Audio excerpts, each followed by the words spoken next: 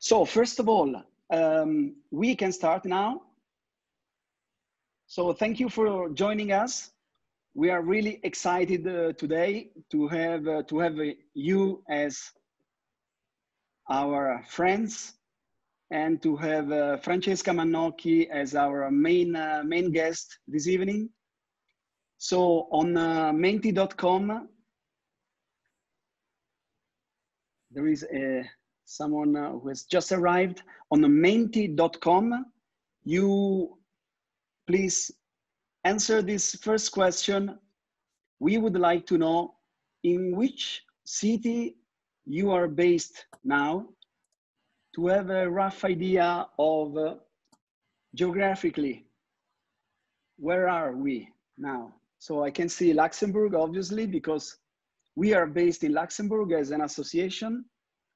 Then we have Esch-sur-Alzette in Luxembourg, Leipzig, Milano, Brussels, Frankfurt, Bergamo, Rome, Mamers, Saint-Fontaine. Okay, Catanzaro, yes. Okay, London, nice. Thank you for that. We have a second question for you.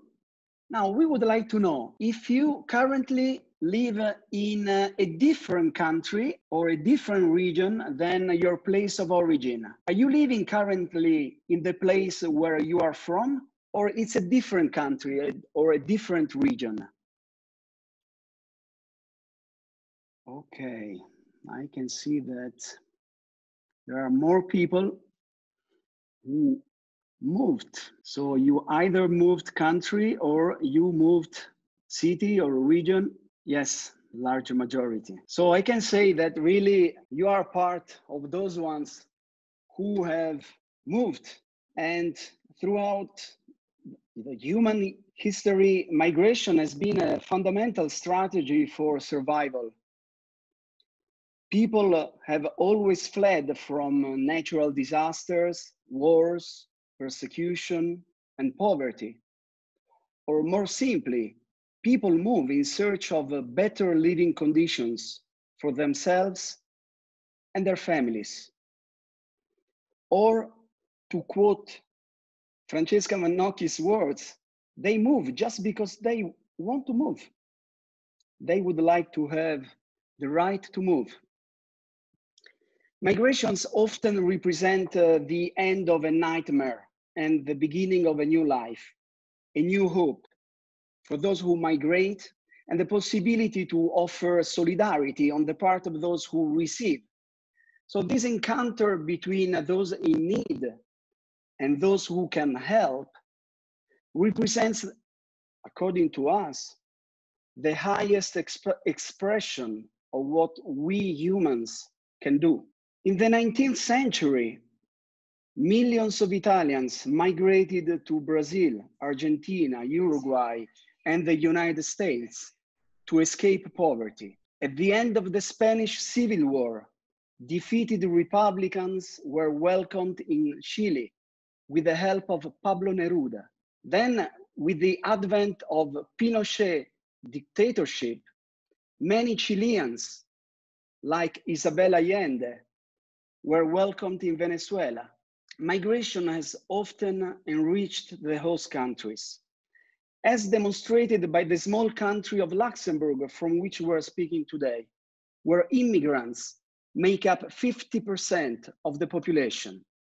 Migration is therefore a natural and a positive phenomenon if it is seen through the lens of humanity. Today, we are talking about migration with a great expert, the journalist Francesca Mannocchi, who has a profound knowledge of the dramas often faced by those who dare to undertake the journey. Before giving the floor to Francesca, we would like to show you a short video that Francesca shot in Libya.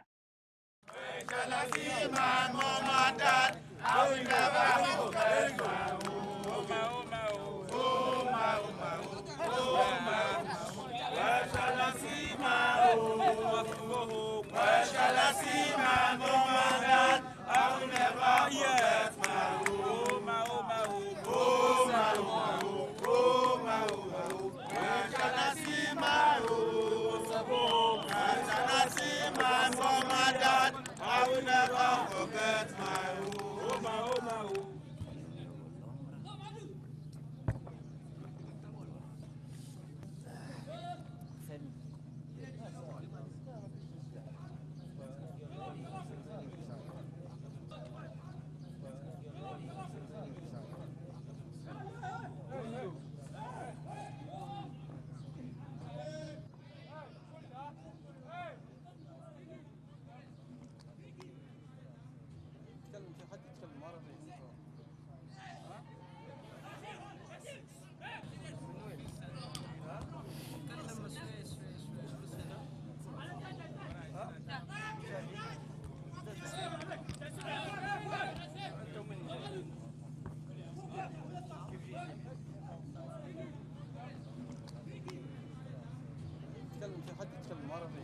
We don't eat, we pass around the way. Can I say something?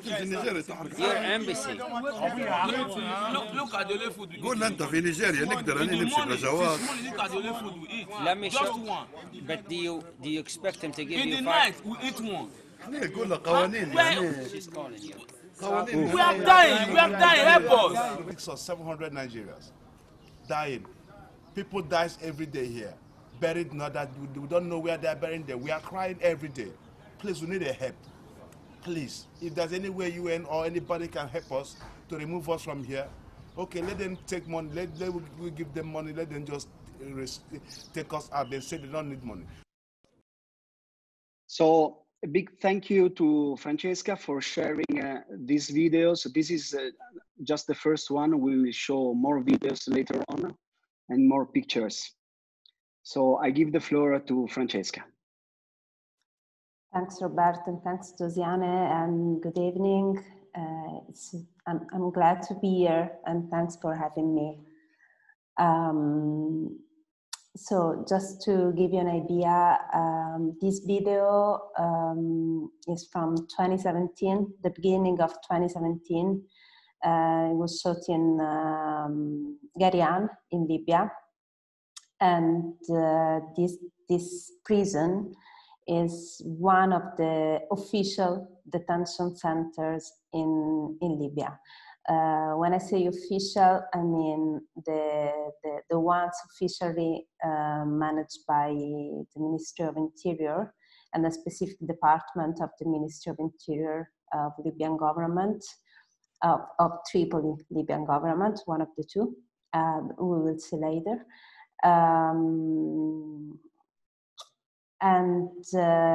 This was the last time I was able to visit the detention center, and then I was prevented for 1.5 years, me, like many other journalists, after Italy signed the famous Memorandum of Understanding with the Libyan government. After our then Gentiloni government signed the agreement in February 2017, it was impossible for journalists to enter the prison, and for many of us to get a visa to enter Libya for a long time.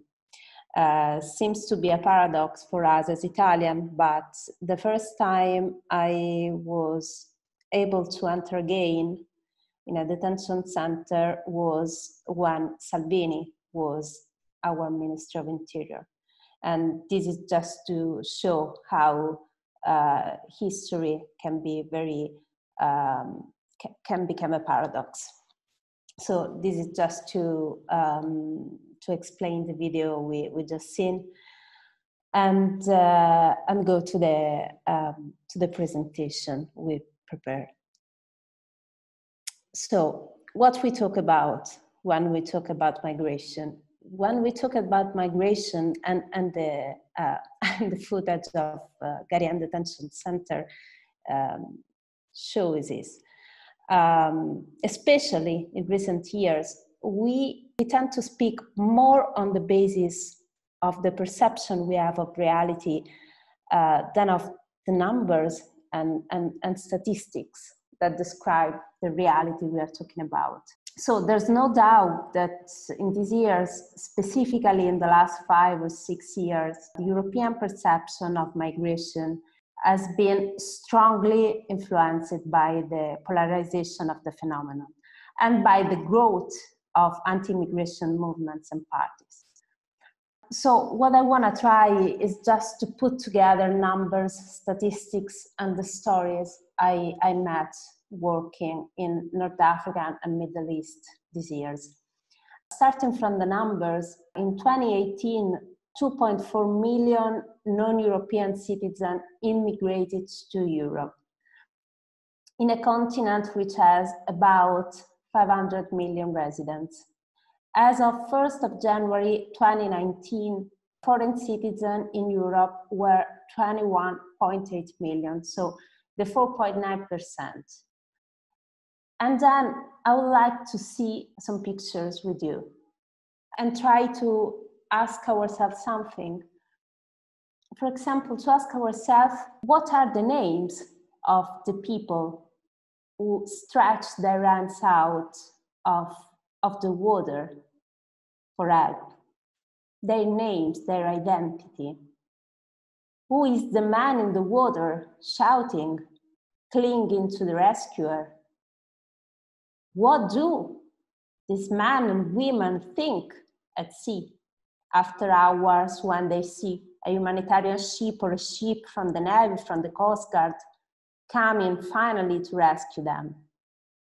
But also, what do we think when we see refugees at sea? What speaks to us? If it's fear or acceptance? But the last and most important question is, how many of us and how many among the people we know can still say to be able to help those in need? How many of us and the people we know can identify with those asking for help? And I would like to start this evening starting from our language. For example, from the etymological root of the Latin word os. The Latin word os, the Latin root os, generates at the same time the concept of enemy and generates the concept of hospitality. It means that the same etymological root generates the word hostis and the word hospes, so the guest and the enemy. And we'll try together to answer some questions, but also to ask ourselves new questions, cross-referencing writers and philosophers, and arriving in Libya and in other countries in the Mediterranean area, such as Lebanon.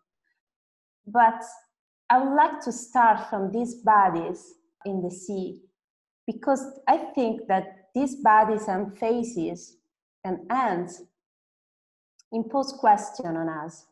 So they force us to ask ourselves if we can still say we are capable of hospitality and give real value to the lives we host. Because it's exactly, precisely in our ability to make room for the other, any other, that unexpectedly knocks on our door, that depends our degree of civilization. And the capacity to build a new sense of community, a new sense of community. And I think the times we are living deserve really a new sense of community.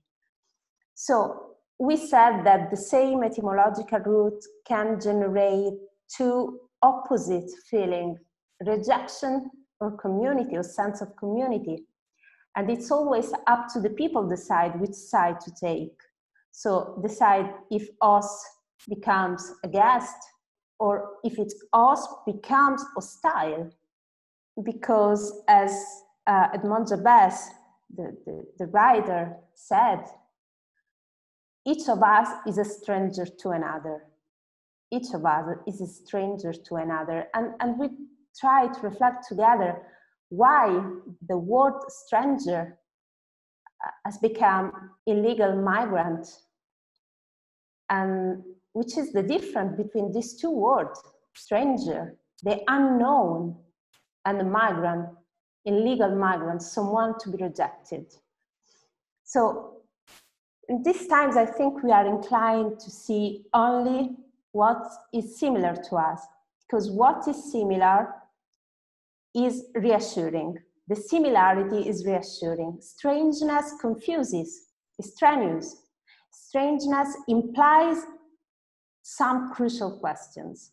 And the main crucial question is how the strangers who knock on my door asking for hospitality is similar to me. And again, starting from the language, from os and hostis and hospes. In the 2nd century after Christ, Sextus Pompeius Festus describes the hostis as the one who was recognized with the same rights as the Roman people. And the Latin sentence was quod erant pari iure cum populo Romano. And to explain this, Sextus Pompeius Festus says that the verb hostire had the same meaning as the verb equare. So hospitality and giving the same right. So the language we come from teaches us that the guest is linked, the idea of guest and of hospitality is linked to equality and reciprocity. And the foreigner was not an enemy to defend against, but she was a person who is recognized as having rights that are ours, pari iure. So we saw that the stranger, we saw how the stranger hands over to us very difficult question. And one of the questions we have today is, and I think the main question is, does the life of the man who is asking for help have the same value as mine? European policies of recent years, while trying to contrast illegal migration, have instead, in my opinion, reaffirmed the issue of inequality, considering those people just from the point of view of their biological life, but not of their biographical life. So these lives were not lives to be known, but lives to be pushed back, numbers to be pushed back, fear. So we can find a valuable example of a reflection about inequality in some texts, in general in the work of a French anthropologist. His name is Didier Fassin. His author, among other very important books of this book, the title is The Unequal Lives. And in a passage of this fascinating text, he describes the lives of migrants as the lives of without, the ones without something.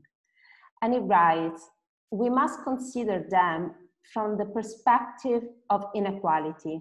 If we'll do, it will allow us to switch from the expression of compassion to the recognition of injustice. And I think that part of our responsibility today is and I talk being a journalist. So words are my tool.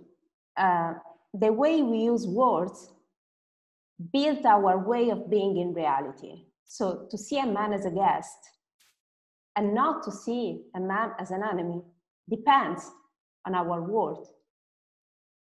And with a new idea of hospitality, which doesn't mean just charity and compassion, but the way we have to see the injustice they are living, the injustice they come from. So let's try again to use numbers. Around the world in 2019, so the year before the pandemic, there were 1.2 billion transnational trips. Tourism accounted for 10% of the world's GDP. And we have tried to consider that tourism was growing, and perhaps once the epidemic is overcome, it will start to grow again higher than the rate of trade. In few decades, the world for us, we can easily travel, has become small. Every place for us is accessible. Traveling has never been easier than now, and this is the paradox. It's easy only for someone and not for others. We can, not everybody can. Why? Looking at our passport is all we need. The ease with which we obtain a visa that is precluded to many other nationalities. For some people, a passport is a portal to the world. For others, it's a barrier to the travel freedom they seek. And we can see where we lie on the spectrum of mobility using some, for example, passportindex.org or the Ayrton Capital Passport Index, which compares passports mainly on their visa-free travel option, but also on how welcoming the countries are to other nationalities. So the question is, if we stop people from traveling legally, will these people stop traveling? Or do they find ways to travel illegally? So let's try to read some numbers following the beautiful metaphor of Professor Stefano Allievi, which wrote these numbers and the numbers on tourism in a beautiful book entitled Migration, Let's Change Everything. He wrote, if we consider 24-hour long the history of humanity, man was nomadic for 23 hours and settled for only one. So today, there is a piece of the world of which we are part too, which, for example, takes 5 hours of flight to reach a country in sub-Saharan Africa. And at the same time, there is another piece of the world that takes 2 years or perhaps more to cover the same distance in the opposite direction. There are many reasons behind this difference. And one of the reasons for me as journalists, we have difficulties in reaching people, in being empathic with people, is that in recent years, let's say we can point to 2014, 2015, migration in Central Mediterranean has been politicized before being understood. And this has turned the phenomenon into a constant emergency. It has transformed a natural phenomenon, which is nomadism, the movement of people, the right to move of people, into a crisis to be solved rather than managed. And I'd like to take with you a step back, looking at Francesca, this picture. can I just stop you there a minute? Because you have touched upon an important point, and we have a question from one of our friends, which is related to what you've just said. So let me remind you that you can ask questions via the chat function on Zoom, or if you are on menti.com, you can ask questions there. I remind you the code on menti.com, and the code is 7614451, 7614451. So you can ask questions there or via the chatting function on Zoom. Now, Francesca, the question we have is, do you see contemporary attitudes to migrants as being similar to other tendencies in our society? Are attitudes to foreigners the tip of the iceberg, symptomatic of general social trends? I can answer on the experience I have of my life, which is not interesting, but of my work, and I think the attitude that journalism is having in these years shows that public opinion is pushed to have simple answer to complex question, and to answer with emotivity much more than with a structured opinion. And of course, it seems a football game, no more a public debate. And I think this partially responsibility of journalism and partially responsibility of our parliaments. I think that building public opinion is a chain. I can go to Libya. For example, I am a witness of some injustice, like the cage we watched together at the beginning of the conference. So my responsibility is to put into the public debate not what I think is good or evil, but I think that my duty is to put into public debate the deep root, deep questions of, let's say, for example, human smuggling in Libya, not just to tell they are all torturers or they are all victims, talking about migrants, but to tell which are the deep roots of this phenomenon. Why this huge number of people in Libya decide to be part of the chain of human smuggling, and why we in the last 10 years, specifically in the last 5 years, are inclined to describe migrants just as victims. We are not helping them, because describing all these people as victims incline the other to describe them as invaders. So you have this polarization between the ones who just want to help people because consider them victims, and the other one who don't want to help them because they have fear of an invasion which doesn't exist.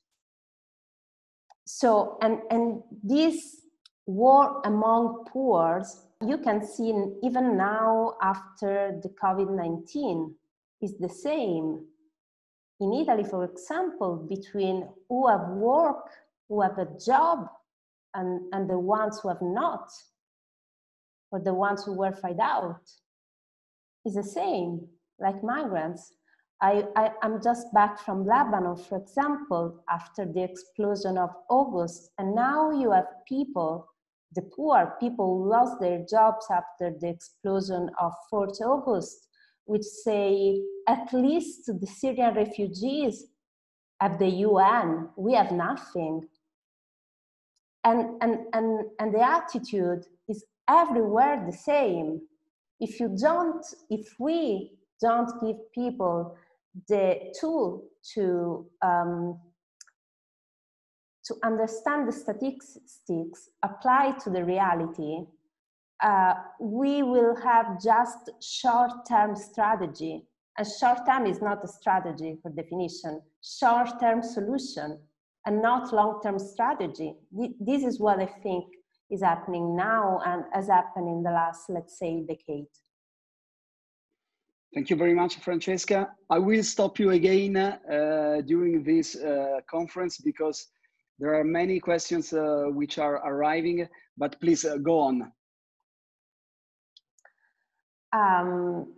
So I would like to have a look at the recent statistics of UNHCR. Every year, UNHCR, the UN Refugee Agency, puts out a report to update the situation of people in need of humanitarian protection around the world. And in 2019, according to their data, the number of international migrants was 3.5% of the world's population. So these are the pictures of our southern Italy in 1991, the ones we can see. So this was 8 August 1991 in Bari. The day before, the 7th of March on 1991, 27,000 Albanians arrived in Brindisi, so southern Italy. And the day after was Bari Stern. So this picture showed the Vlora ship, which arrived from Albania with 20,000 crowded people on board. And between 1991 and 1992, around 300,000 people arrived in Italy from Albania. So the enormity of these numbers should have led the authorities to study the phenomenon, to predict the phenomenon for the future, and to make prediction. It didn't happen, at least in Italy.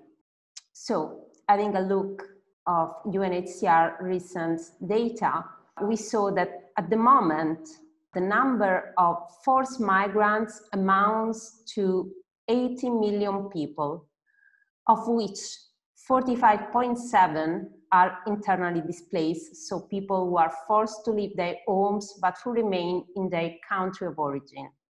Of these 80 million people, 26 million are refugees. Among them, Syria remains in first place with 6.6 million, and 4.2 million are asylum seekers. The data force us to ask, where are they now? Where do refugees go after they have left their homes? And one of the figure that may surprise you is that 85% of refugees are hosted in developing countries and not in European countries, for example. So here too, we try to help with other numbers. So Turkey is the main host country with a total of 3.5 million migrants, refugees and asylum seekers. Pakistan and Uganda each took 1.4 million people. Among the European countries, Germany is hosting 900,000 people. As the 2019 UNHCR report shows, forced displacement today affects more than 1% of the world's population, 1 in 97, while the number of those who manage to return home continues to decline. So, the UNHCR data revealed that for the 80 million people on the move, which is the highest figure ever recorded, it's increasingly difficult to return home.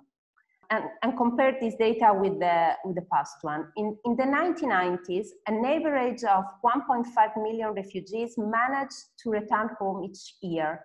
In the last 10 years, the average has collapsed to about 380,000.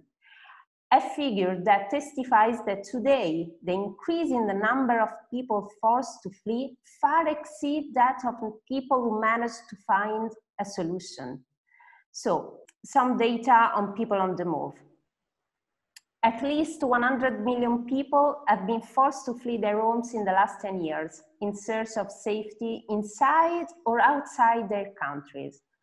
The number of people fleeing has almost doubled in the last 10 years. More than 3/4 of the world's refugees, 77%, come from long-term crisis scenarios. More than 8 in 10 refugees, as we saw before, 85%, are living in developing countries, usually in countries bordering the one they fled from. 2/3 of the people fleeing abroad come from 5 countries: Syria, Venezuela, Afghanistan, South Sudan, Myanmar. So we have seen through official data that what is perceived as an invasion by European public opinion is actually not. And that the vast majority of people on the move live in developing countries or in countries that have many structural problems. Why does it happen? Even if it seems like a contradiction, because we must think that those who run away, for example, those who run away from wars, from conflict, from climate change, they mainly have the desire and the hope of returning home, even if this requires to endure inhumane conditions for a long time.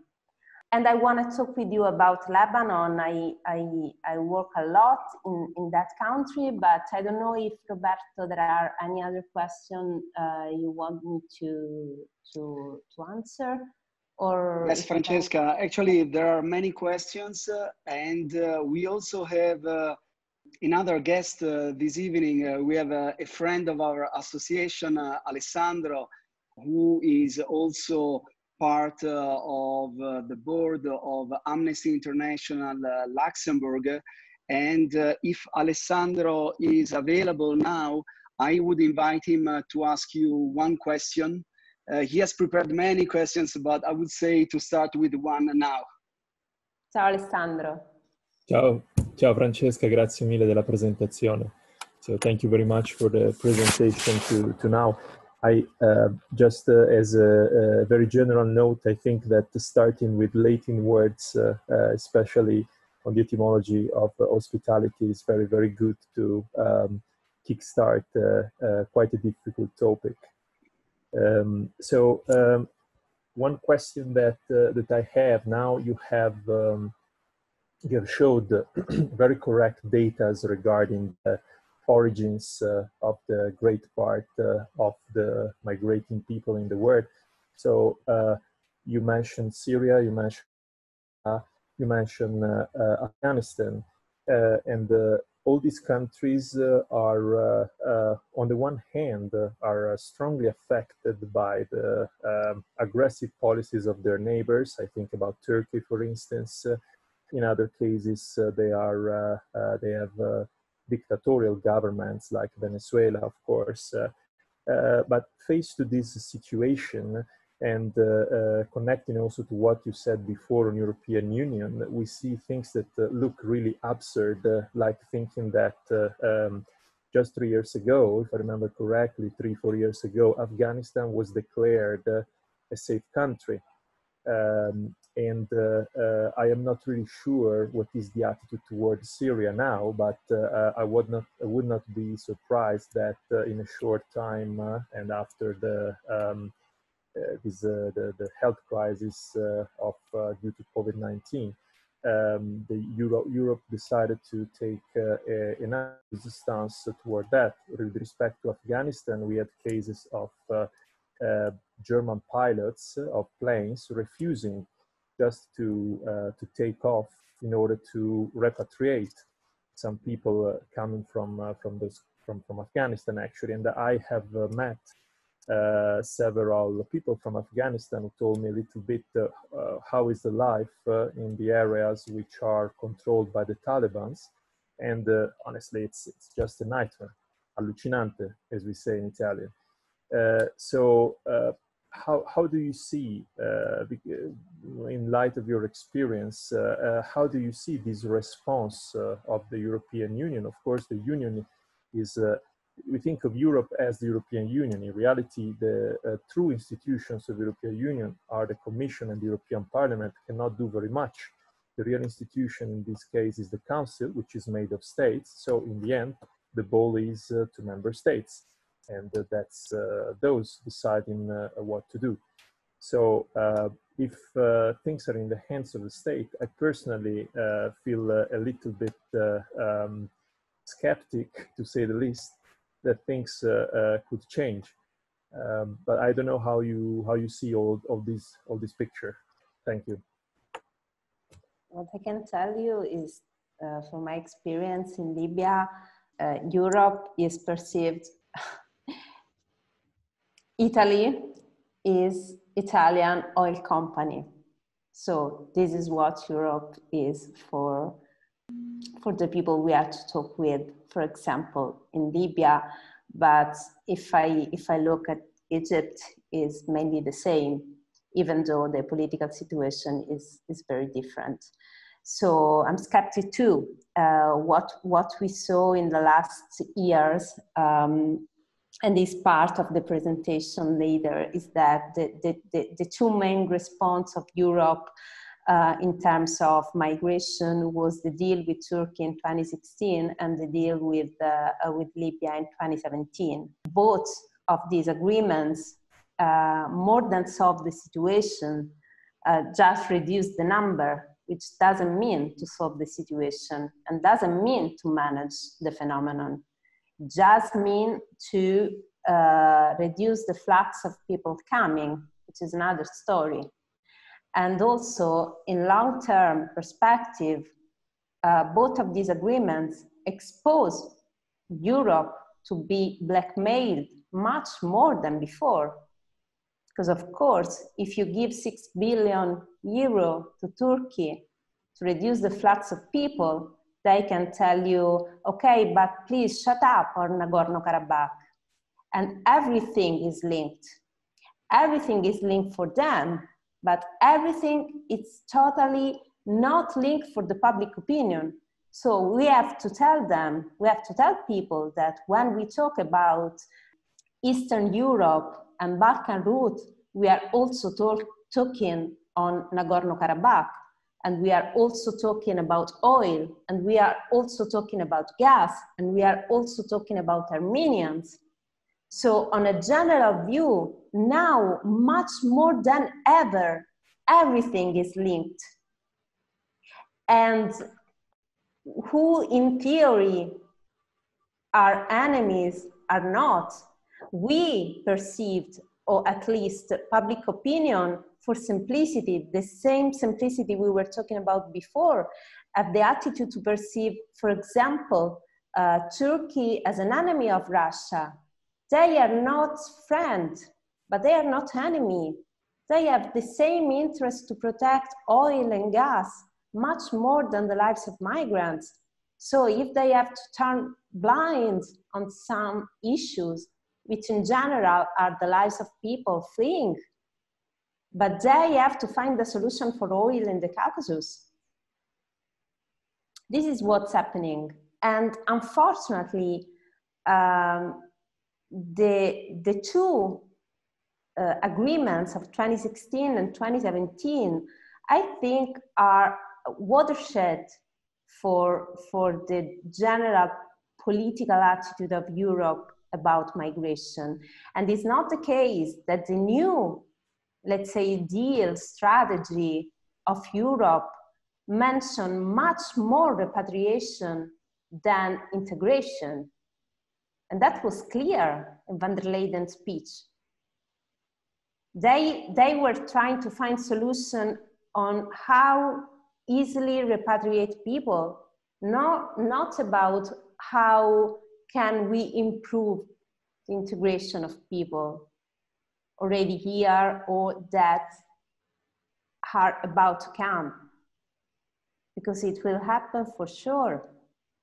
And in 10 years time, much more than the past, for the wars, climate change, nothing I have to tell you, you already know. The problem that I think the challenge now is to put into public debate that our, let's say, energetical assets are linked to migration. Because on that issue, often depend the political strategy a single country have on North Africa or Sub-Saharan Africa or Sahel, or I don't know, the way Macron received al-Sisi last week, for example. Human rights versus realpolitik. That's the point. I mean, for me, in Libya, we have a long tradition on that, on realpolitik. Thank you very much, Francesca. Okay, sorry for stopping you now and again, but we have many questions, so probably I will do it again, but please go on. I was about to start about Lebanon. So we stopped asking, at least remembering that 85% of people on the move in developing countries. And we ask ourselves why, and the answer is until they hope to return home. And I think Lebanon is a good example to talk about this specific data. Lebanon is a country, for the Italian it's easier to visualize, as big as Abruzzo, which is a very small Italian region, which has 5 million inhabitants and more or less 1.5 million, 1,800,000 Syrian refugees, Syrian and Palestinian refugees. We cannot know the exact number of refugees in Lebanon because in 2015, at the request of Lebanese government, the United Nations stopped counting them. But even if not updated, we know that according to 2015 statistics, Lebanon is the country hosting the highest number of people per capita. Out of a population of 5 million, 1.7 million are refugees, 1/3 of the population. So as if in Italy, which has now around 60 million inhabitants, 15 million, 20 million were refugees. We can imagine. This picture were taken there. So when the flux of Syrian refugees started to come in Lebanon, authorities decided not to build real refugees camps, but just to tolerate informal camps. We can say it was an invitation not to stay, that over the years is turning into an invitation to go away. Go away means return to Syria despite that war is still ongoing, and 10 years have passed. In Lebanon, the Bekaa Valley was and still is the center of the Syrian crisis. The Bekaa Valley hosts roughly half of the refugees who, in absence of formal refugees camps, have built makeshift tents and shacks where they could, as we can see. Arsal, on the border with Syria, is a story in the story for the presence of ISIS for 3-4 years until 2017. In Arsal, tents are everywhere. Just in the region of Arsal, there are 170 informal camps. The United Nations calls these camps ITS, informal tent settlements. This is how bureaucracy calls what people call home. And these words, ITS, informal tent settlements, describe the heaps of plastic and scrap metal that have become home for 500,000 people. 500,000 people just in the Bekaa. So, two things. Last year, the Lebanese government ordered the demolition of all concrete structure more than 1 meter high in the settlements. So, what looked to be shacks have returned crumbling structure, have returned tents, simple tents. Even before the crisis, half of Syrian school-aged children were excluded from the Lebanese education system. More than 200,000 children who have not had, nor do they have, the opportunity to go to school. The second thing, today the situation is aggravated by the closure of informal school center. Just in the Arsal region, there are 10,000 children of primary school age. The Lebanese public schools until last year had room for only 3,000 of them. This year, the Ministry of Education of Lebanon decided to close informal schools. These schools are, let's say, structures or tents sometimes run directly by the NGOs, sometimes by Syrian NGOs, sometimes by refugees themselves, created to temporarily buffer the need for education for Syrian children who could not enroll in Lebanese school until they returned to Syria. Over the years, this school, like the tents, have ceased to be transitory and that become the only possibility of access to an educational system. So the only possibility for thousands of children not growing up illiterate. So these informal schools are not recognized, were not, now they're closed, but were not recognized by the Lebanese school system, which means that they don't give certificates. But for many families, any education was better than nothing. This school were, let's say, above all, the only alternative to exploitation, to child labor. So it's difficult not to read the decision of the Lebanese government to close informal school as another step in the government strategy to discourage Syrians from staying. So let's try to imagine how a family could feel living this way, like these pictures for years and for winters. This is why many floods start. Now I want to try to go back in Europe in 2015, the year of the Syrian crisis in the Balkan route. Before going back to Europe, Roberto, do you want to share any other questions? Yes, there are many other questions. One about Europe. I would like to know, driving from your experience, what's the biggest challenge that Europe faces in the so-called migration crisis? To have a common foreign policy, which currently Europe doesn't have. Sorry for talking about Libya so extensively, but it's the country. It's a country I work in for a very long time, and which I think it's a place of not only Libyan contradiction, but European contradiction as well. So if you look at Libya, for example, you see that two countries that were protagonists of Libyan destiny until, let's say, 3 years ago, which are France and Italy, which paradoxically think to be protagonists even today, but they are not, because the real protagonists in Libya now are Turkey and Russia.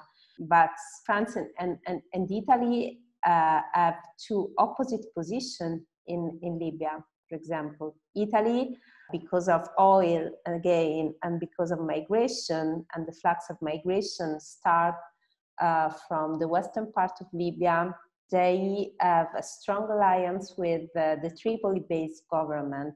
Instead, the French government had and has a solid negotiation with the Eastern government based in Beida, with the strong man you may know is the General Khalifa Haftar. So how do we think to have a common position when two of the main, let's say, countries of European Union in terms of interest in Northern Africa have two opposite positions there? How can we think Libyan governments can perceive Europe if Europe itself has two opposite positions among itself? So are we perceived Europeans when we are there? No. Thank you, Francesca. Maybe I take this opportunity to ask another question. Migrating to some countries and continents is considered as illegal. So the problem lies at the laws. Why aren't we able to change the laws? It's a very complex question, and I'm not a lawyer. We can just read the data, and the data tell us that in the last 30 years, there were much more restriction in terms of freedom to move than in the past. And I think that part of the problems lies in the incapacity to foresee the phenomenon. And this is why I was talking about the Vlora ship. I was 8 years old during the Vlora arrival 10 years old when the Vlora arrived in Bari. And I remember that picture, and I remember the fear of people, skepticism of people about Poland or Albanians, or how many they are, why they are coming here. And now it's totally normal to think about people coming from Eastern Europe as communitarian, or as part of our society, as part of our friend, as part of our community. This is why I was talking about us, and I was talking about the difference between the word stranger and the word migrants. And I think really it's the chain between the narrative we give about a phenomenon. So the emotion we try to provoke into our readers or viewers, and these readers and viewers are voters, and these voters ask to parliaments something not on the base of what they know, but on the base of what they feel. And what they feel depends on the way we describe the phenomenon. If we describe the phenomenon as an emergency, they will perceive to live an emergency. if we describe a phenomenon as a phenomenon, they will ask maybe to their politicians, how can we manage a phenomenon in 20 years' time? I don't want to know which is your strategy because of the election in 2 months' time. I want to know which is your strategy in 20 years' time, if you have it. And but this is the case for, I mean, for migration issue and for market labor in Italy among Italians is the same. Lack of vision is the same. So the only answer is which they are giving is just to externalize not just the arrival and the protection of the borders, but the capacity of being witness of something. Because if we don't see them, they don't exist. That's the point of the agreement, and that's the point of closing the border. If we don't see people, people don't exist. And this is why we were prevented to enter for 2 years detention center in Libya. If you journalists don't see the detention center, Italian government, can call this prison reception center because I have no witness. Thank you, Francesca. Please go on with your presentation. So, we were in Lebanon and now back to Europe 2015. In 2015, Syrians decided to leave through Turkey to reach Europe, from Lebanon and from Turkey, of course. So 2015 was the year of the great emergency of the Balkan route. 2 years ago, I had the opportunity to interview Filippo Grandi, the United Nations High Commissioner for Refugees, who about that time told me this. My question was, you mentioned 2015, a watershed year. Europe realizes the Syrian crisis because 1 million people knock on our doors. Why, I asked him, in the public debate were used words of fear and emergency, but it was not sufficiently explained that the exodus was also caused by a drastic decrease in aid and the consequent worsening of the living condition of refugees. And Filippo Grandi answers, for a simple reason, the policy of consensus on the rhetoric of the invasion doesn't tolerate the complexity of the subject.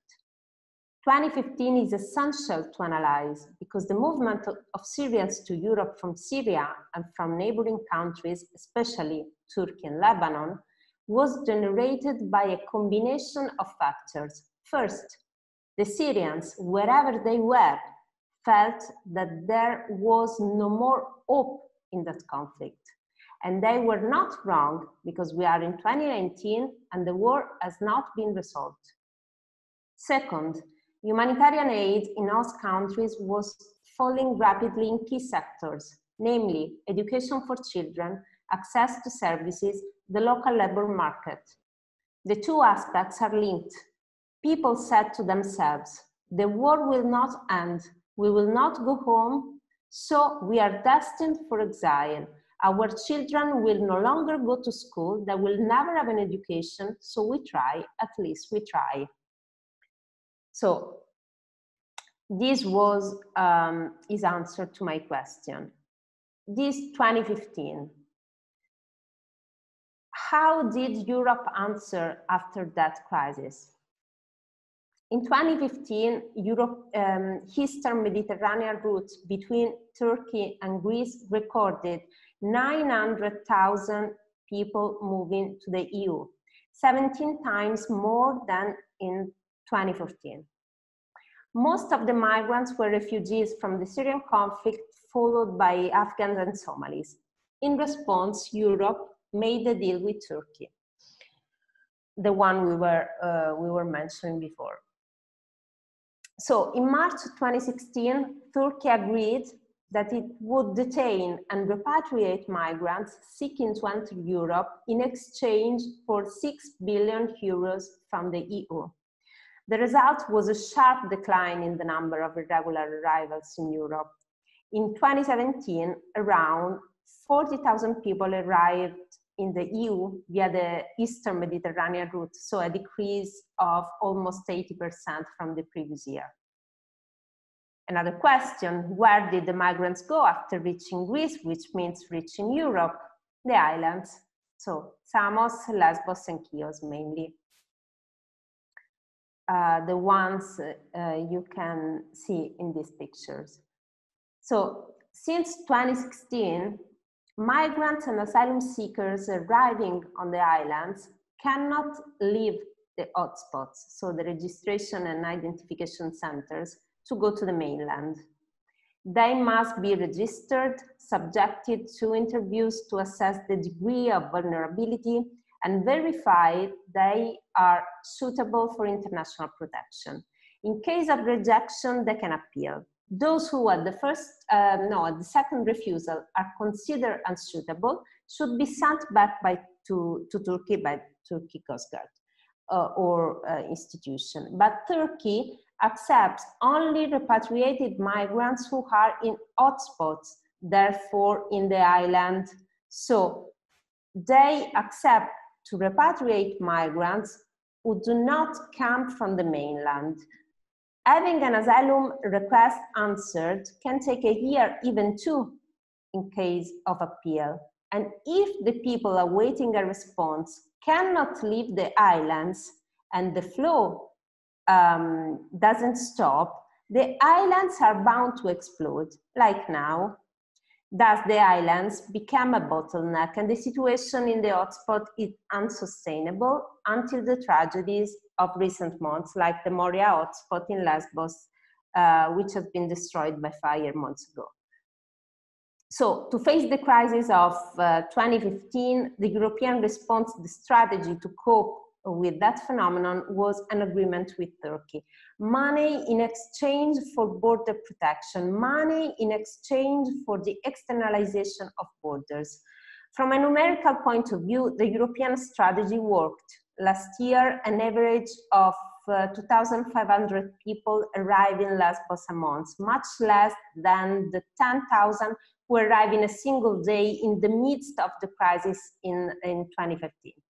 But people who have arrived on the Greek islands of Chios, Leros, Samos, Kos, and Lesbos, of course, are now trapped, blocked by the slowness and complexity of an asylum application procedure. Months, years in which the lives of thousands of people remain suspended, waiting for an evaluation on an island that has become the frontier of Europe. The externalization of the borders to Turkey, so we can tell that after 4 years, has had two costs. One economic material, 6 billion euros agreement in favor of Turkey to hinder the arrival of migrants, and one humanitarian, as this picture taken in Europe show. So, is this deal the only agreement of recent years? No. The main one was the one signed by the Italian government and Libyan Tripoli government in 2017. Since 2015, let's say 2014, 2015, the central Mediterranean route from North Africa has been the main migration route for Europe. Most migrants leave Libya with the aim of reaching Italy or Malta. Most of the migrants come from sub-Saharan Africa and North Africa. In 2018, 1/3 of the migrants arriving on Italian coast came from Tunisia or Eritrea, many from Nigeria. So in February 2017, EU leaders agreed to strengthen cooperation with the Libyan government and the Coast Guard in an effort to prevent people from leaving the country. A choice that, beyond the controversy surrounding the conditions— Francesca, sorry to interrupt you again. If you want, we have prepared a short video about the island of Samos. Oh, sure. I don't know if you wanna show it now or later. No, let's show it now so we can see the similarity between the hotspots in the islands and the detention centers in Libya. So yes, please, I'm sorry, I forgot it. It's a short video on the island of Samos in Greece, shot by Francesca.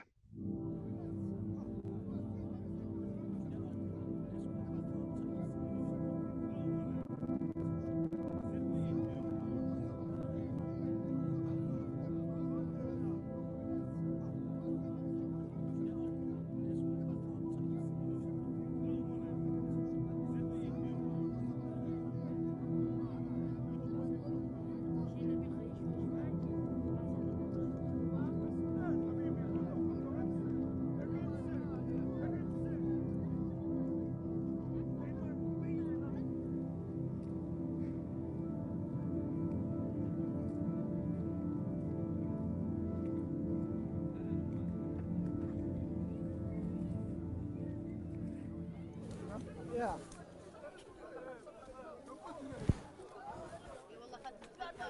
No, no, anything. Fuck, get here.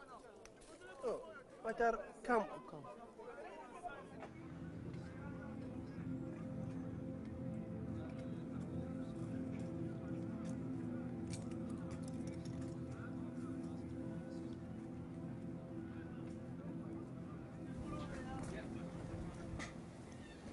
You can stay here waiting for the answer. 9 months, 1 year. I have a friend there from Kyrgyzstan, 1 year and 6 months.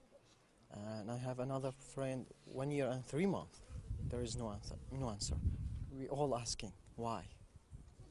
I don't know. We're waiting for the death, for the destiny. Reject is good now for me, because I'm gonna know something about my life. But no answer, that's not good.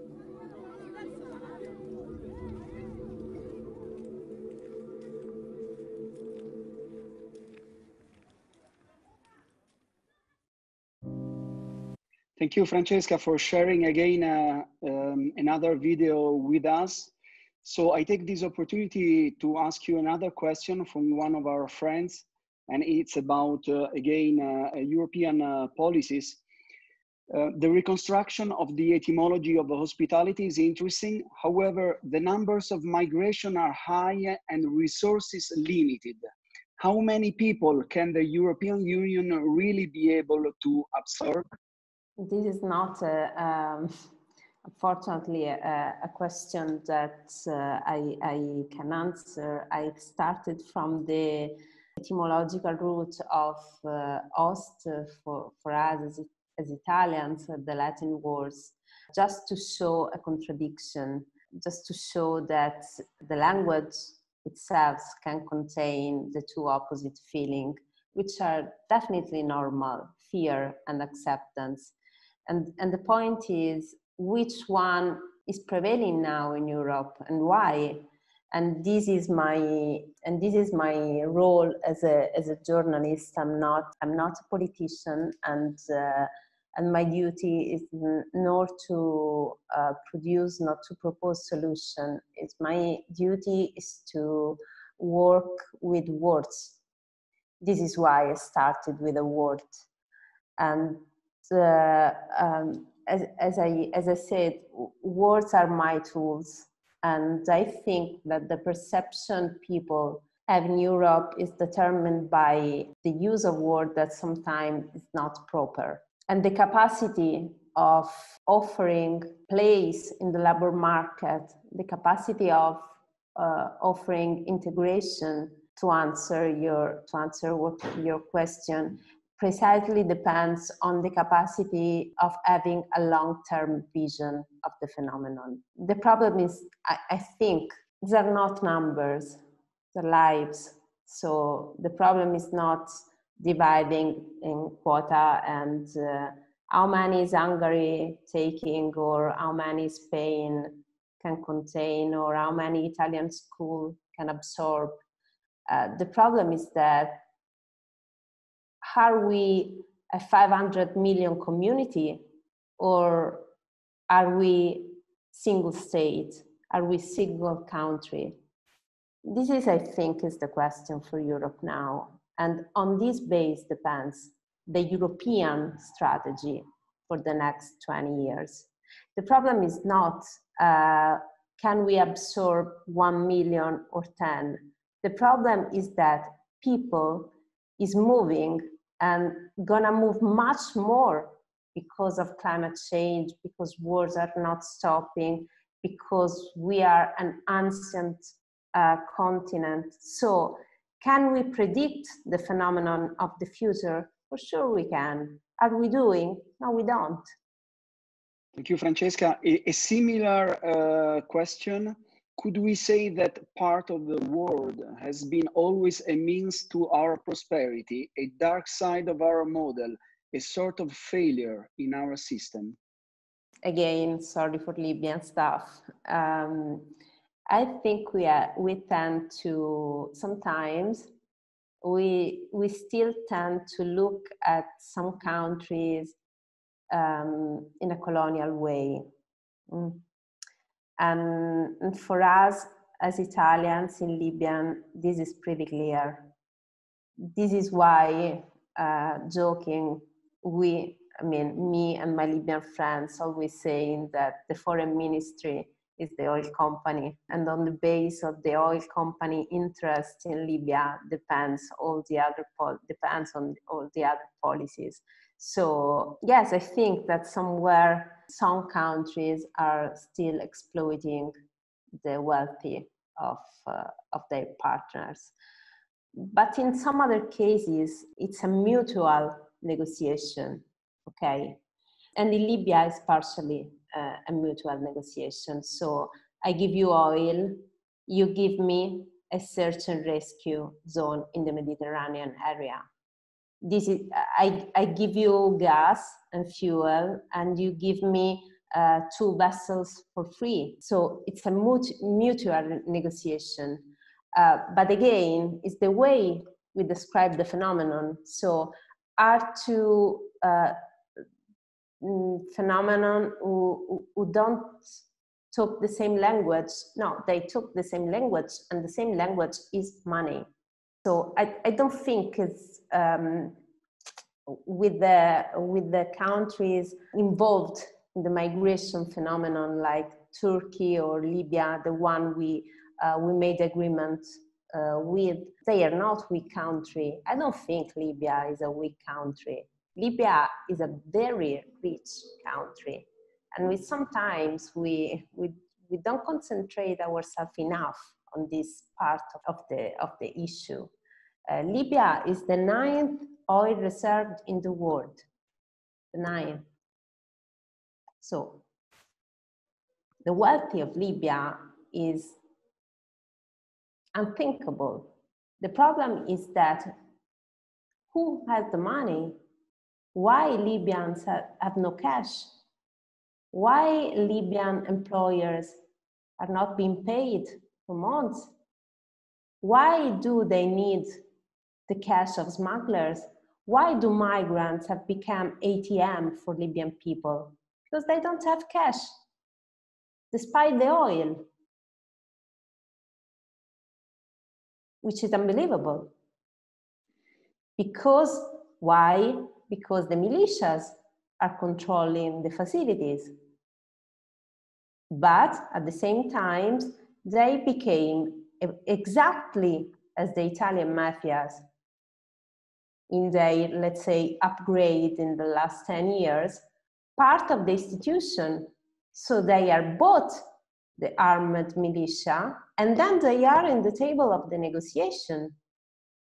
They were legitimized by European policies. That's a point, at least for the Libyan case. Thank you, Francesca. Please go on. The Memorandum of Understanding was signed in February 2017 by the then Gentiloni government and the Tripoli government on cooperation in combating illegal immigration. This is the first line, trafficking in human beings, and strengthening border security. It's necessary to remember that Libya has never signed and ratified the Convention of 1951 and doesn't recognize refugee status and therefore cannot be obliged to take care of the ones asking humanitarian protection. I think we have a technical issue with Francesca. So sorry, Yes. I don't know what. Francesca, you are back. But I was talking about how the Memorandum of Understanding describes the detention centers. So the agreement describes the prisons reception center. But it's appropriate to explain here how human trafficking in Libya works, even if very briefly. Libyan law requires the existence of detention centers defined in this way by the Ministry of Interior, which manages them, at least nominally, through a special department called the DCIM. The DCIM stands for Department of Anti-Illegal Immigration Centers. According to Libyan law, anyone who enters the country without a regular visa, a regular permit, a letter of invitation is destined sine die to be detained in an official detention center, the ones. All these pictures are official detention centers run by Libyan Minister of Interior, not the unofficial one or the ones run directly by the militias, are the official prisons. But what happens when migrants arrive in Libya, and what also happens when they are brought back by the Libyan Coast Guard? It happens that people are sorted on the basis of their nationality. There are more profitable nationalities and less profitable nationalities. But for whom? For smugglers. And who are the smugglers? And here's the tricky part of the question of the answers. So I want to share with you a very short story of Libyan dynamics after 2011 revolution. After the fall of Gaddafi in 2011, the Libyan militias became more and more powerful and gradually filled the power gaps. All smuggling activities have ended up in the hands of these hundreds of gangs, hundreds of militias, who have, in fact, in the years, industrialized the trafficking of men, making the human trafficking more efficient and more ferocious. The main brigades took control of the oil wells, airports, ports. The other remained fragmented throughout the territory, sometimes fighting each other for tribal dynamics. The fragmentation of the militias and their internal struggle for control the strategic areas have strongly undermined the development of Libya in the last 10 years, causing long-term consequences for the country's society and economy. So many of the militia are now involved in several different smugglings at the same time, in the same territory, like in Zawiya, the western part, the Melita area where we have our oil companies. So fuel smuggling, human smuggling, and of course, smuggling of weapons are linked. And we have to imagine that human trafficking in Libya is a sort of chain, like the Italian mafia. Each ring has a function. All these ring together as responsibility. So when you hear that human smuggling in Libya is handled by the militias, it means that someone is in charge of the rubber boat. Someone is transporting people from legal centers to illegal centers. Someone is part of the Coast Guard. Someone is in the ministries influencing political decision. So once brought back by the Coast Guard, conniving with the traffickers, the migrants are divided. Those, let's say for simplicity, considered poorer are taken to official centers, and the others to unofficial centers, which are, I never entered one of them. Here, in these illegal centers, people tend to be beaten, abused, tortured in exchange for money that is asked from their families in their countries of origin. With this very simple and of course very reductive summary, we try to show how to stop human smuggling in Libya is not useful to act on the Coast Guard and on the management of the centers without first understanding and fighting the power of the militias who really manage these centers. In 2017 Memorandum of Understanding, this agreement gives money precisely to these two entities.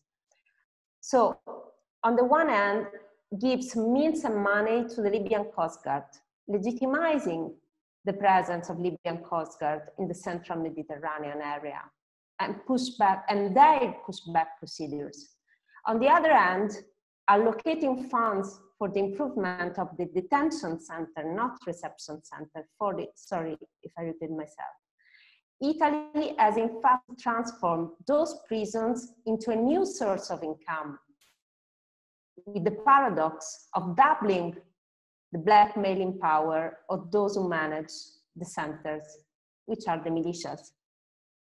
So, of course, if you give a country 10 million to prevent migrants leaving the shores, that country can decide the year after that 10 million is no longer enough. And they ask for 20 million and so on. So if then the power in that country as the official face of the government and the unofficial face of the militias, it's easy to understand and to imagine how European money, rather than stabilizing the country and therefore the lives of migrants being trapped there, actually contributes to making the country more chaotic and dangerous. Because the point is, you are giving out a flux of money. Who is gonna take them? So, a step forward in the future. What will happen in 10 years? Can we predict what will happen? Let's have a look at the demographics data. What happens in the world? So we must be very attentive, not only to what happens, but above all, to what, given the numbers, will probably happen in the future. So between 2010 and 2015, each African woman had 4.7 children compared to a European average of 1.6. At the same stage, Africans made up 17% of the world's population. At the current population growth rates, Africans will make up 48% of the world's population by 2100. In particular, Nigeria, the most populated African country, in 2014, in Nigeria, the birth rate was 5.6 children per woman. At this rate, the Nigerian population will increase from 183 million in 2015 to 410 million in 2050. And Nigeria will be the third most populous country in the world after China and India. In 1950, the countries that now form the European Union had 380 million inhabitants. In 2050, they will have 500 million, a relatively modest increase in a century. On the other hand, in the southern Mediterranean and sub-Saharan countries, there were 128 million in 1950 and will be more than 1 billion in 2050, an almost tenfold increase. So, after analyzing this data, looking the pictures and showing the enormous contradiction that go through a phenomenon as complex as migration, let's go back to the beginning, to the starting question. Is the life of the people trying to get to Europe worth the same as mine? Am I still able to consider myself capable of hospitality? And I would add one more question with which I leave you. How much does the way in which we use words and therefore create our opinions, make us responsible for the destinies of these people. How much the use of words let the people become enemies instead of guests. Thank you very much. Grazie mille. Thank you very much, Francesca. I believe we have another video to show, but before this, I would ask you a question from the more concrete, practical friends we have this evening. They are asking more or less the same question. So the first one is asking, what should we do? And the second is asking, what is our job as citizens to solve this migration crisis?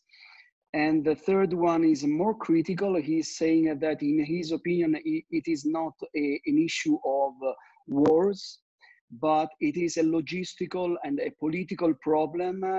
And so we need answers. I can, starting from the end, with a sentence of a philosopher I love, which is Ludwig Wittgenstein, and he said that words are actions. So I strongly believe that words are actions. Politics is made up of words, so everything is politics. What can we do? Very happy for this question. For years, I tried to, at the end of book presentation or meeting with the secondary school with students or with people, the book presentation, I always try to discuss with people, what can we do? We need more or less civil society. We need more or less NGOs. We need a lot of civil society. We need a lot the work of NGOs. But I think that we need to start asking our governments answers. So what we can do in our private life is to host a migrant in our place, if we want, is to be part of an NGO, like Josiane, an organization like Josiane Roberto, to be practically active in changing something. But for all the others who can rightly decide not to be part of anything and to be just a citizen, I mean, we have one right to be represented in a representative democracy, which is the vote. And voting someone means asking them solution for something we perceive as something to be solved or as something to be managed. And migration is, for me, as a voter, as a citizen, something to be managed, something to be understood. This is what we can do. This is what we have to do. Questions. If an agreement lies, we have not to stop question answer on the reason why there is a lie on that paper, which has been not voted by our Italian parliament. It's a lie. The first sentence of that agreement says that in Libya there are reception centers, and in Libya there are no reception centers according to Libyan law, not according to me. So my duty, what can I do? Keep asking to the former Minister of Interior of Italy, which never wanted to meet me, why you wrote reception centers if in Libya there are just detention centers according to the law? Maybe this lie is the same reason why I couldn't be able to enter the detention center like many other colleagues for 2 years during your mandate. And on the based on the answer, we can build public opinion, we can build opinion, and we can decide to whom delegate the right to manage a phenomenon on the basis of someone who is telling the truth or not. Thank you, Francesca. As you've touched upon Libya, I believe this is the subject of the last video that you shot in Libya that we will show this evening.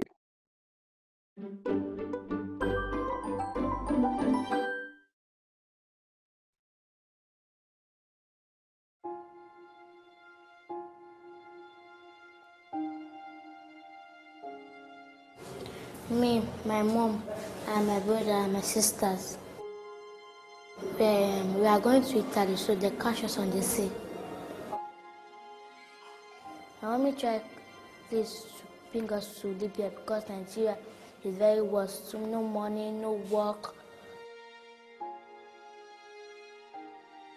When we are coming from Nigeria to Libya, so we have from Agadez.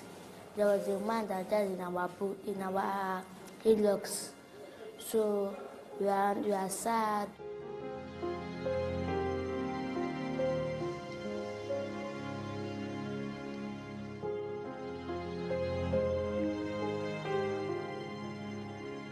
The man that pushed us, he told us that we should be looking up, that there's a star that will be moving.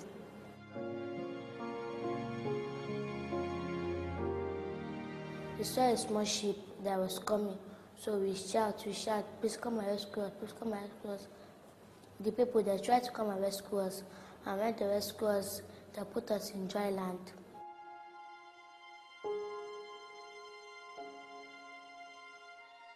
Then we moved to Supporter. From Supporter, I used 5 months in Supporter. No food, no water, no caring. From Supporter, they used to beat us every day, no food at all. So the small baby that is dead, they feel sick, no doctor, no medicine.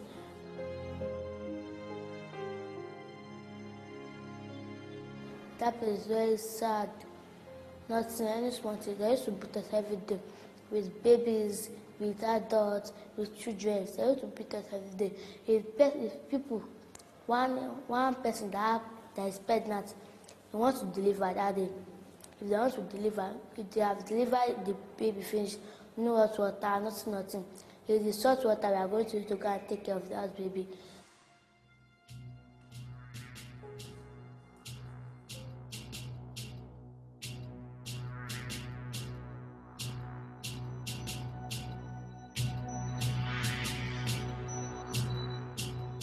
I knew it was a risk going through Italy by boat, but I was comforted deep inside of me that when I get there, I'll start a good life.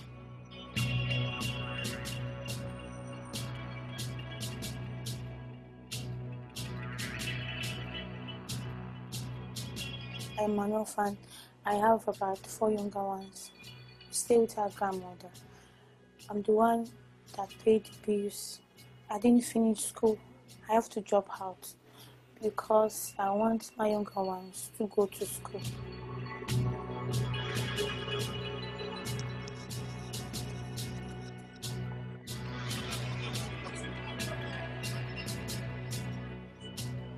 When we got to the sea, they put us into the boat. We were like sinking before the Libya police arrived. When I was in the sea, I was kind of scared. I was comforted by my dreams. When I get to Europe, I'll go back to school and start good life again.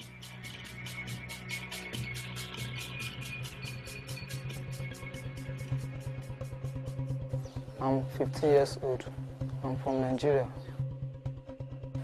Been in this place for 7 months.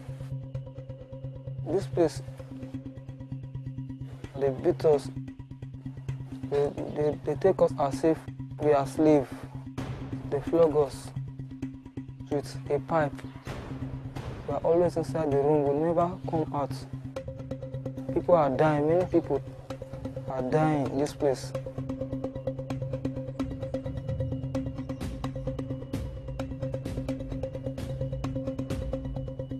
When someone died in the desert, they throw the body away. They don't bury the person.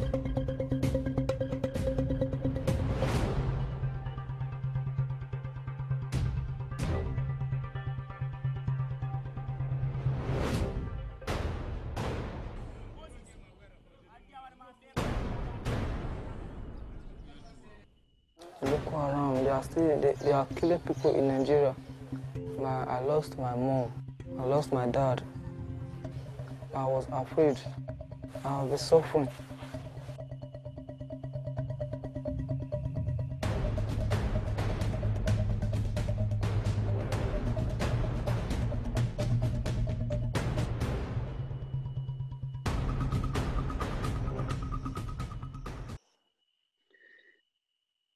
Francesca, before leaving you, we still have a couple of questions. Sure. The first one is, could you share some hard data about migrants' contribution to European GDP? I think it would be important to introduce this kind of data in the public debate. Yes, you are definitely right. I don't have them here because in my notes I just had the Italian ones, and on the basis of the Professor Stefano Allievi, which is ordinary of sociology in Italy, and in the book Immigration, We Have to Change Everything, he precisely mentioned all the income of taxes and the works of migrants here in Italy, the companies they open, the shops they open, the jobs they are giving. So this is a very precise work Professor Allievi has done, at least for Italy. And sometimes I share with people, yes, this data. I have not the whole Europe figures at the moment, but definitely I will work on it. Yeah, you're right. It's very useful. Thank you, Francesca. A last question from our friend Alessandra. Thank you, Roberto. So thank you very much for this video. It was instructive and very, very touching, actually, because it brings a spotlight on, unfortunately, on a reality here in Luxembourg. Especially with Friends of Caritas, probably we see the very last part of this movie. So people who are here for during the procedures for international protection, and how they interact with institutions, how they interact with the people, how they interact with us, actually. Sure. So that's really very instructive to also understand what happens before, which probably we still, I mean, speak for myself, but I still have quite a stereotypical view. So one thing that really, in which I really find myself is before you care of taking note of it, of a long-term vision. Actually, I think that this is the only way to really cope with the really incredible numbers that you have mentioned, also quoting Professor Allievi, who is author of the Bible, the Little Bible, I have to say, since it's roughly 200 pages, and I have a copy of it in my library. But these numbers are some, and the projection at a time which is not really far, are really something unbelievable. I agree with you that the only way to face a problem, and I would say not only from an idealistic point of view, but also structurally, is to actually structure a long-term vision. And Professor Allievi, correct me if I'm wrong, but he said one thing that I consider very correct. I mean, every kind of judgment on migration flows must be before migrants start moving, because at that point the battle is lost. At that point, when there are migrants in the sea, when there are migrants in the prison in Libya, like you have picked it, you only can move in order to help, and there is international law on that, and not only international law. So the point is how much can this be accepted? Because we see that across Europe, but I would say globally, we've seen it with Trump, but Trump is not the last one, but we've seen in Europe even left-wing parties endorsing anti-migrant policies in order to gain the government.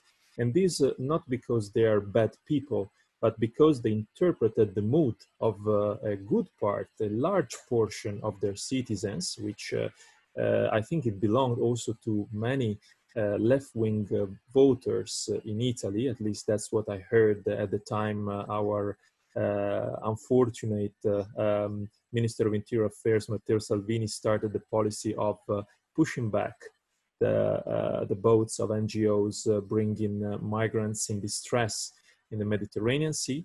So the point is, what could be done in this situation? Because even when we agree on these points and on having a long-term vision, you see that in the present there are some externalities, which can be the cultural clash, the differences, the fact that, as you correctly said, the focus is not on integration, but is on rather how many people we can get rid of. Excuse me for using this term, but I think this is the reality.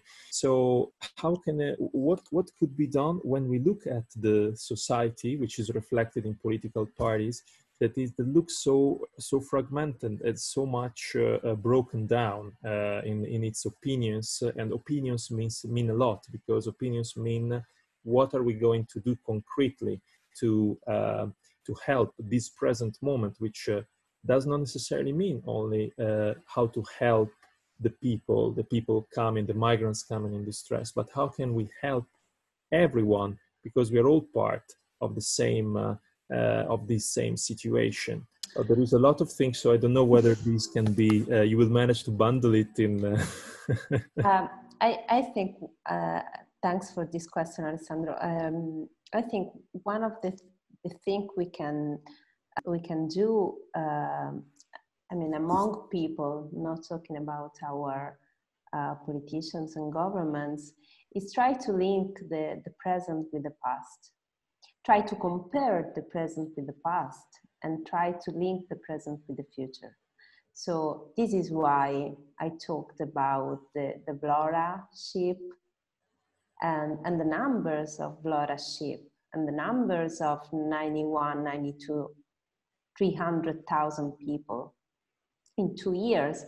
I just want to mention that in the year that is considered in Italy the worst year of the recent, let's say, crisis, emergency of migration, the arrival were 180,000.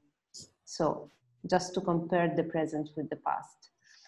And I mentioned and I linked the crisis in Lebanon now with the 2015 Balkan route emergency, precisely to tell that that year that was, of course, perceived as an emergency had some reasons. And the reason were precisely that we, as European or Western governments in general, stopped to help those countries like before. This is precisely what Filippo Grandi answered me. If we perceive a war as an emergency, you, as a government, immediately donate, fund the UN agencies, because 2011, 2012, there is the war in Syria, highlights the number of the deaths, the victims, the injured. There was a crisis, an emergency. Little by little, that it became chronicle, it became normal, it became structural. And the government started to give less funds to the UN agencies, starting to give less funds, so starting to help less them in their countries, starting to help less them, I mean, them there in the neighboring countries less than before, means that if one day until, let's say, 2014, a family had $30 per month to eat. In 2015, they had $17 per month to eat. If they have until 2014, let's say 60 liters of water per day, then they have 40. It means that until 2014, they had the chance to pay the transportation for children to school. 1 year later, they had not. And so year by year, you say, if there's no hope, if we have no money, if the aid are diminishing little by little, year by year, I try to reach Europe. I have nothing to lose. I cannot go back. I cannot stay. I try to flee. So why? I think that according to your question, I think we should try to defend two rights of the people there and two rights of the people here. So having fear is a right. Okay, I respect people who is scared to the arrival of migrants. The problem is, which is the root of this sentiment? And this is precisely what we have to combat. And I think we have two different paths. One is to defend the right of the people not to escape, but to move, to have a different life. I was saying before, not just a better life, a different life.